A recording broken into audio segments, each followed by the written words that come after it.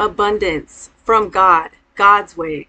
How can needs be met? How can resources be secured? If possible, how may abundance be attained? In Deuteronomy 8:18, it says, Thou shalt remember the Lord thy God, for it is he that giveth thee power to get wealth. Thus, go to God, ask him via prayer, read the Bible, and discover what he says regarding the matter. Does God want us to needlessly spin our wheels or come to the point of exhaustion? Disregard family, hobbies, leisure, wellness. In Proverbs 23:4-5, it says, Do not wear yourself out to get rich. Do not trust your own cleverness. Cast but a glance at riches, and they are gone, for they will surely sprout wings and fly off to the sky like an eagle. In Proverbs 10:22, the blessing of the Lord brings wealth without painful toil for it. And in Ecclesiastes 2:26, for God giveth to a man that is good in his sight wisdom, knowledge, and joy, but to the sinner he giveth travail, to gather and to heap up, that he may give to him that is good before God. Alternatively, we remain diligent. We set goals and work to achieve those objectives. We are productive.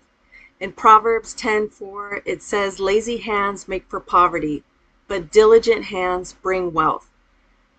In Proverbs 13:4, a sluggard's appetite is never filled, but the desires of the diligent are fully satisfied.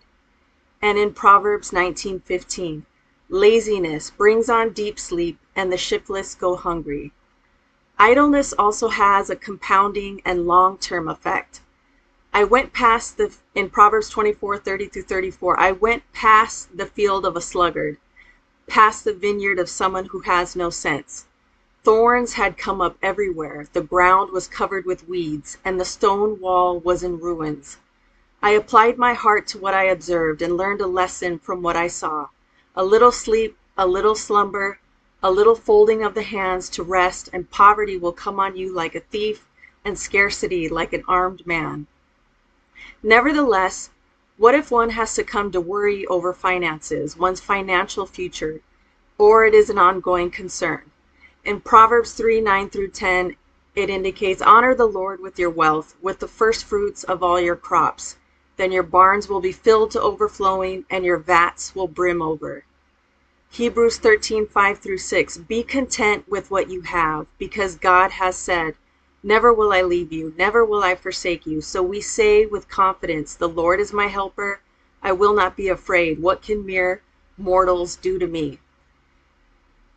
And in Matthew 6:25-34, Therefore I tell you, do not worry about your life, what you will eat or drink, or about your body, what you will wear. Look at the birds of the air. They do not sow or reap or store away in barns, and yet your heavenly Father feeds them. Are you not much more valuable than they? Can any one of you by worrying add a single hour to your life? And why do you worry about clothes? See how the flowers of the field grow. They do not labor or spin. Yet I tell you that not even Solomon in all his splendor was dressed like one of these. If that is how God clothes the grass of the field, which is here today and tomorrow thrown into the fire, will he not much more clothe you, you of little faith? So do not worry, saying, What shall we eat? Or what shall we drink? Or what shall we wear? For the pagans run after all these things, and your heavenly Father knows that you need them. But first seek his kingdom and his righteousness, and all these things will be given to you as well.